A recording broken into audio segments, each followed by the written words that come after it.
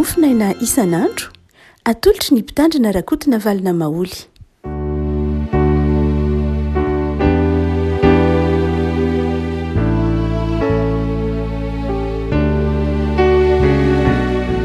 Fara miarahaba antsika revako malala tratra ity alatsinainy fahatelo ny volana aprily ity. Ny mofinaina voalahatra ho antsika ny riavako dia ny bokin'ny salamo fa 140 fa efatra ka hatramin'ny andininy fahatelo amby efapolo. Salamo fa 140 andininy fa efatra ka hatramin'ny fahatelo amby folo. Fakitsira aminaran'i Jesosy tika teny fanitsina fahenana eto am-pelatanantsika. Hoy izaho, Jehovah mamindrafo amiko, sitranao ny falahiko fa efa nanota taminao aho.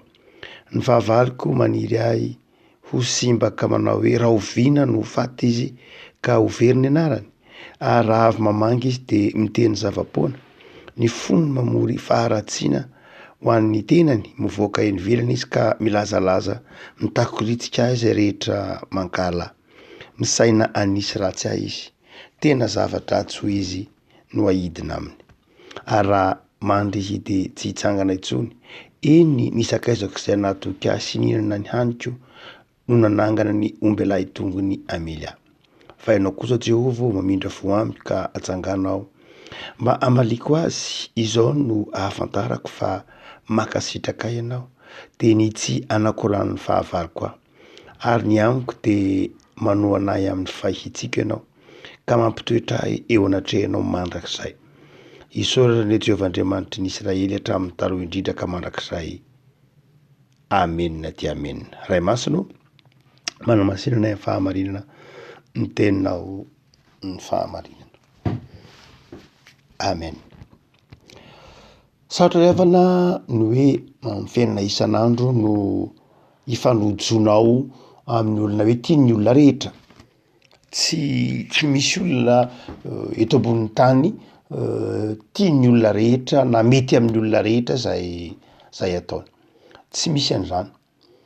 Jesosy aza zanak'Andriamanitra nanao izay rehetra hiverina hoe mety ho natao. Nanasitrana ny marary, nanadio ny boka, namoky ny noana, nanasa ny tongotry ny mpianatra, namony aina tao amin'ny hazo fijaliana aza fa mandraky teny androany dia misy olona tsy tia azy. Tsy hoe nanisy ratsy olona Jesosy ambonin'ny tany fa nitsara mandrakariva ny nataony. Fa mbola betsaka ihany tsy tia azy. Betsaka ihany nakala azy. Betsaka aza namono azy. Ary mandraky teny andranaka mbola antsika teo dia izao misy olona tia mafy ny anarany mihitsy eto amin'izao tontolo izao. Nefa tsy nanisy ratsy azy Jesosy. Tsy nikasa nanisy ratsy azy raha teo. Maika moa fa isika olombelona, zany hoe tena zavatra iainana isan'andro mihitsy ny hoe na inona fiezahanao dia izao misy mandrakariva ny olona zay mety tsoty na mety ho mankahala na mety ho mifofo ny aina mihitsy aza noho ny antony tsy fantatra fa noho ny antony zay Rambaimpolo manazava azy dia noho ny mahampanota ny olona dia mamitsaka ao anatin'ny olona mandrakariva ny ratsy, ny fahotana ka mora mivily ny ratsy, many ho amin'ny ratsy ny olona ka lasa mora mankahala, mora mialina, mora tafitohina sy ny hafa rehetra.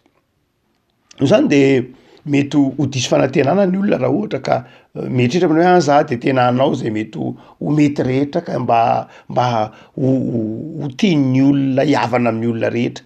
Raha miankina aminao dia atao izay havananao amin'ny olona rehetra hoy Paoly Romana 12:10. Fa misy lafiny zavatra tena tsy miankina aminao mihitsy.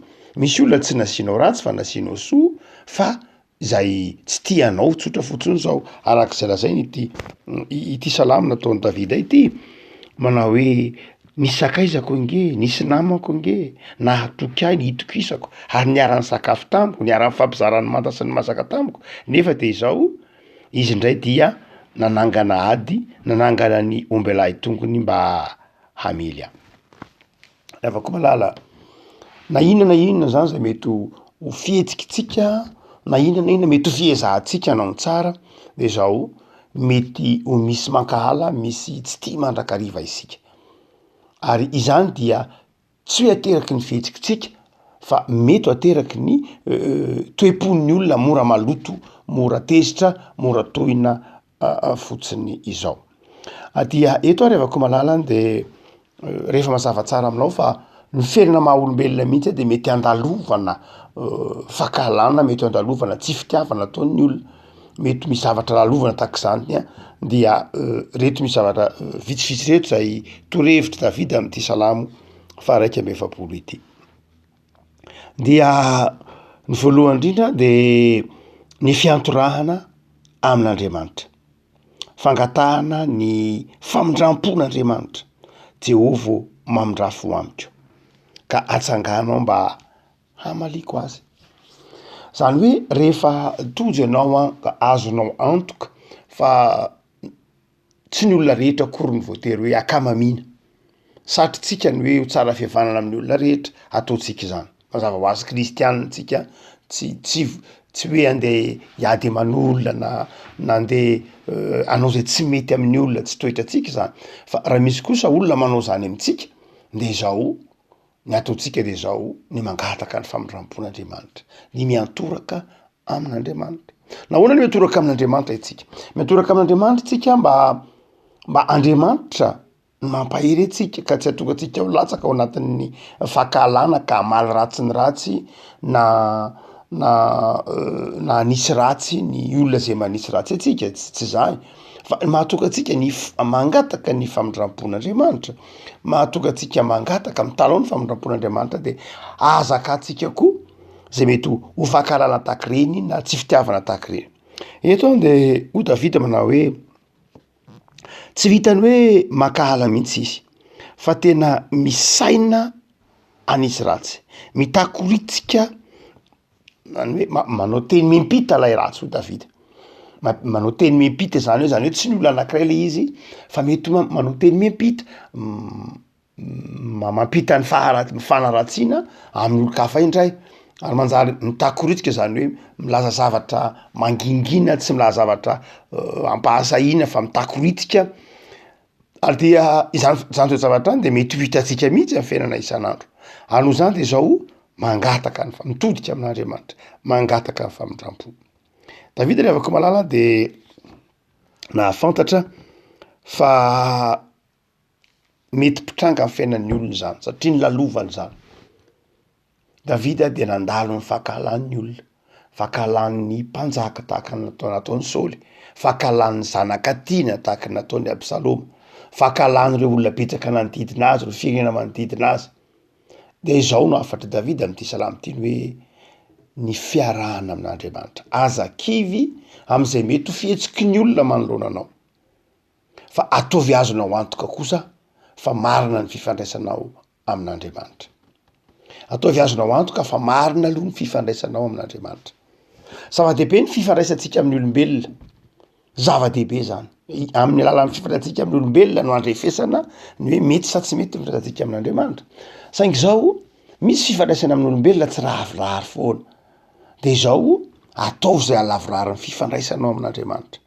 Fifandraisanao amin'ny olombelona, miezaky ianao fa misy zavatra tsy miankina aminao araky ny famerimberentsika teny manao hoe mety miezaky ianao, mety manao zay verinao tsara sy mety ianao fa tsy mety mihitsy ny olona. De zao ataovy zava-dehibe aloha ny fifandraisanao amin'Andriamanitra. Hoy Paoly ndray maka manao hoe tsy manenjika mihitsy ny eritreritro amin'ny fifandraisako amin'ny olona, marina mihitsy ny eritreritro, tsy manaratsy any eritreritro. Saingy tsy hoe satria tsy manenjika any eritreritro amin'ny fifandraisako amin'ny olona na fihetsika manodidina ny olona de zao afa-poa, fa na tsy manenjika ary ny eritreritro de zao tsy afa-po am'zany mihitsy. Marina loatra ny tenin'ny Paoly, fa tsy tokony mora afa-po isika satria tsy manenjika antsika ny eritreritrintsika, fa zao tokony mitodika amin'Andriamanitra mandrakarivotsika ary mametra-panontaniana ny amin'ny dikany reny mety ho fihetsiky ny olona rehetra reny ary mitondra zany eo anam-pelantanan'Andriamanitra. Ny tompo mamindrafo amiko raha mety misy zavatra ary tsy fantatro mety nataoko tokoa efa niezaka dia tsy nety, mbola mitoetra ihany lay fifandraisana tsy milamina, mitohy ihany ny fahakalan'ny olona na de efa mba miezaka aza na de efa mba manao zay mety rehetra raha de amindrao fo Andriamanitra dia aoka ianao no andamina ny zavatra rehetra. Fa ny faharoa afatry Davida de ny ahatonga ny fahavalony angina mangina eo anatrihan'ny zavatsarotra maro samihafa. Davida zany de zao tsy mangataka ny famindram-po hoan'ny tenany any Davida fa mangataka kosa ny fiasan'Andriamanitra, mahatonga ny asan'Andriamanitra eo am'ireo olona mankala azy, mba hahatonga an'ireo olona mankala azy ho endry hiverina amin'Andriamanitra, mahatonga am'ireo olona mankala azy hitoetra amin'Andriamanitra, hitodika amin'Andriamanitra indray.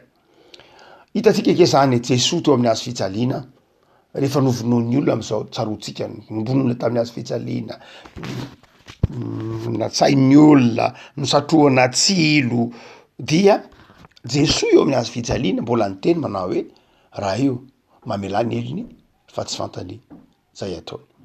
Jesosy nangataka tamin'Andriamanitra, tsy niharingana ny fahavalony loatra fa nangataka Jesosy mba hamelan'Andriamanitra ny heloky ny fahavalony, hahatonga ny fahavalony ho endry hahatakatra, hahatonga reo olona nanodidina any Jesosy fa tsy hoe de fahavalony Jesosy am'izay mety hoetrentsika loatra fa hoe reo olona zay nanombo azy tamin'ny hazo fijaliana, nandatsa azy, nikapoka azy, nisatroka tsilo, nampisatroka azy tsilo sy ny sisa rehetra, dia nangataka Jesosy famelan-keloka ho azy reny. Ny avako malala ho antsika am'izao andro ianantsika izao de zao tsy manam-potoana hitiavana intsony ny olona, tsy manam-potoana hitiavana intsony ny olona, tsy manam-potoana eritreretana ny hafa intsony ny olona, tsy hoe tsy hoe satria tsy manana fitaovana na moyen ny olona fa manao zany fa izao lehibe loatra eo imason'ny olona ny tenany. Ny civilisation zay iainantsika vanim-potoana ankehitriny de civilisation zay mana lehibe lay ataontsika hoe égoïsme mana lehibe ny fitiavan-tena ao anatin'ny olona. Lehibe loatra ny fitiavan'ny olona ny tenany am'izao andro zao, ary rehefa lehibe loatra ny fitiavan'ny olona ny tenany de tsy manana intsony izy fotoana, tsy manana intsony izy finiavana, tsy manana intsony izy na fitaovana hoentina am'ty ny hafa, tsy mana-toerana ao anatin'ny olona intsony ny hafa satria feno ny tenany avokoa ny zavatra rehetra. Mety mandray karama izy fa laniny ho an'ny tenany, mety manam-potoana izy fa laniny ho an'ny tenany, mety manana fahasalamana izy fa natokany ho an'ny tenany ihany, ary tsy manana n'inon'inona intsony izy ho zaraina amin'ny hafa fa ho an'ny tenany avokoa. Ary na mbola mizara ary izy indraindray de zao mizara mbola ho an'ny tenany ihany, azahoany voninahitra na tahak'izany. Zany de zavatra iainantsika isan'andro eto ambonin'ny tany, ny rivotra ny ainantsika ankehitriny, ny civilisation iainantsika mihitsy no izany. Ary dia any ka manjary mora tohina ny olona, mora mankahala, mora sarotra ifandraisana. Dia ao anatin'izany toe-tsaina izany indrindra no tony mamarina itony salamo nataon'i Davida itony. Ny kristianina revako malala na aiza misy azy de zao nataon'Andriamanitra hisokatra amin'ny hafa izy. Tsy nataon'Andriamanitra hiazo na alahelo amin'ny hafa, tsy nataon'Andriamanitra hizara fahatezerana amin'ny hafa, fa nataon'Andriamanitra hizara fitiavana sy fifaliana amin'ny hafa. Ho tsaroantsika zany am'izao alatsinainy masina izao sahady izay fiantombohan'ny herinandro masina. Ho tsaroantsika zany hoe Andriamanitra nanome ny zanany antsika, Andriamanitra namindra fo tamintsika, Andriamanitra nanasitrana antsika, Andriamanitra zay namela heloka antsika. Zany toe-po zany no tokony ho toe-pon'ny mpino avako malala.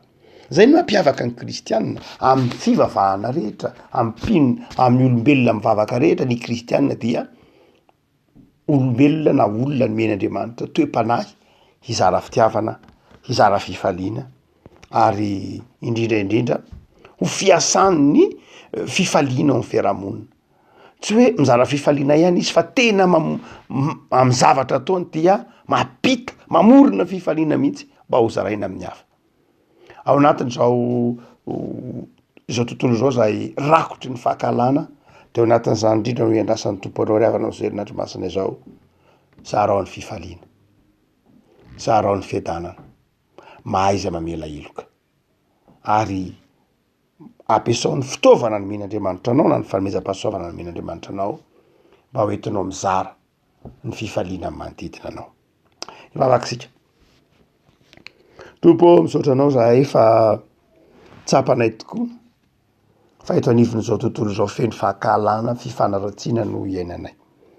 Hitanay isan'andro zany, tsapanay isan'andro zany, fa na inona indraindray fiezahanay de tsapanay kosa fa mankahala anay zao tontolo zao, mankahala anao Andriamanitra.